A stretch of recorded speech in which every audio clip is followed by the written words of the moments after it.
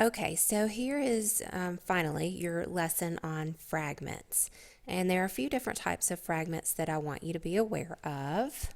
First type of fragment is the dependent clause fragment. And you will be able to recognize them because they begin with those clue words that we talked about in the earlier video. These are the words that begin dependent clauses. And if that's all you have in the sentence, then you have a sentence fragment. Okay, clue words being the word because, the word although, and the word while. While I'm thinking about it, while, I hope you are practicing these words.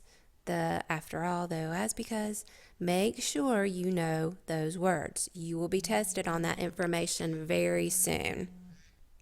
So, how do you correct the dependent clause fragment? You correct it by adding an independent clause.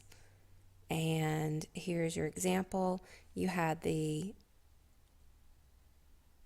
dependent clause because many people had already left.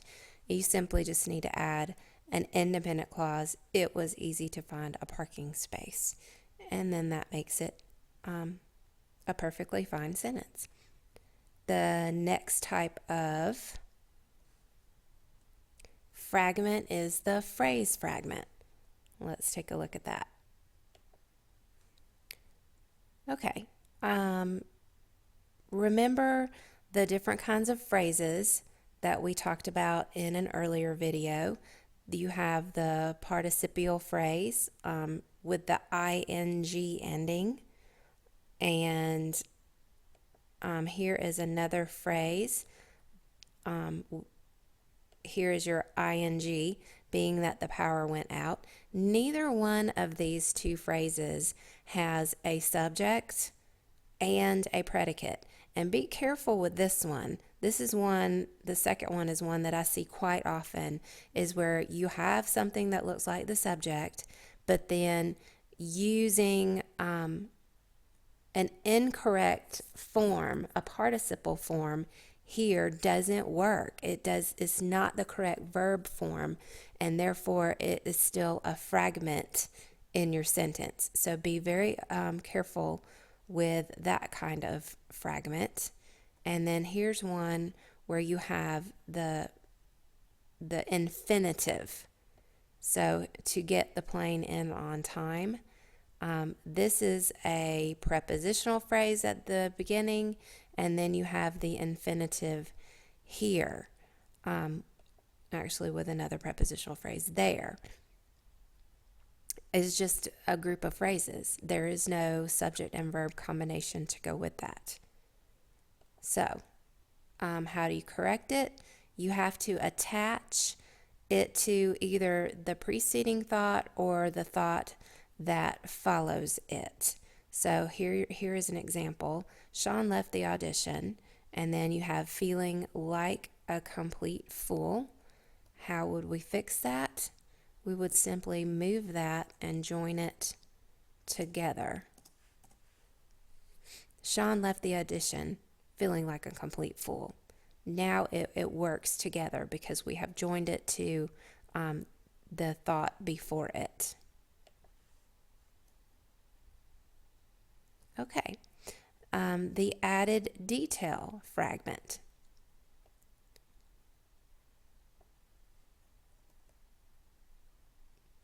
Where you just have just a group of words, but there is no, still, again, you have no subject or predicate to go with it. And so how do you correct that? Obviously, you need to add either the subject or verb that would make it into a complete sentence. Or you could add it to a previous or following sentence. And here's an example of doing that. The all software in the store is on sale, and then you've added the detail except for video games and cartridges. Okay, this couldn't be alone in a sentence by itself, but it can be with an independent clause before it.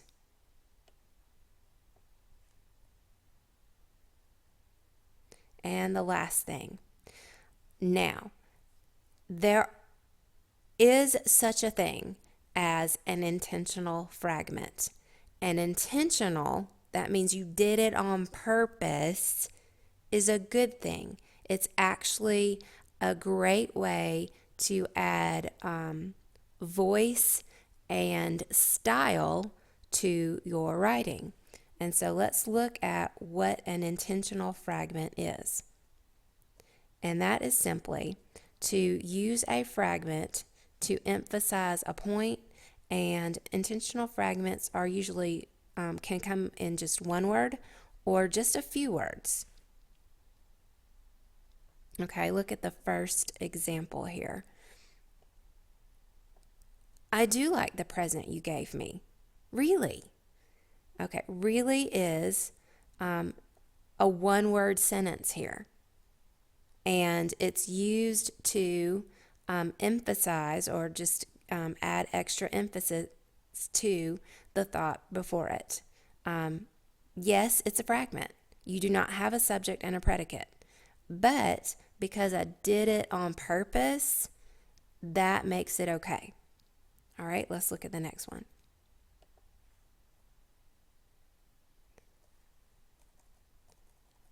How absurd. She ran through the classroom like a banshee. This is just a totally two-word fragment. And again, to add emphasis to the thought that follows it. How absurd is not a complete sentence. There's no subject or predicate, but it is allowed when you do it on purpose for emphasis. There needs to be a reason behind it. You can't say, well, if you have a fragment in your writing, oh, well, I did that on purpose. If there's no reason to do a fragment, then you shouldn't do one. You can't just say, I meant to do it because it's just there. Okay, let's look at the last one. Here you go. Loyal to the core. And obviously Word sees this as a fragment because you've got the green lines. And I bet if I right click on it, it will say, oh, look, fragment, consider revising. No way, I meant to. My dog is my best friend. This is just an added description, and it's there, meant to be there, because it's adding emphasis to that thought. So, this is a skill that you have to work on. It's something that, like I said, it makes your writing more interesting, but you have to be careful because they have to be intentional and you have to place them carefully. So if you have any other unintentional fragments in your writing, then it totally negates the thought of you having something that's intentional because it makes you look like you don't know what you're doing. So be very careful in using these and use them sparingly. That means don't use very many in something like an essay or another kind of writing. Just use maybe one or two for emphasis, and that's it. Because like I said, if you have any other unintentional fragments, then every one of them will look like a fragment and a mistake. So be very, very careful with that.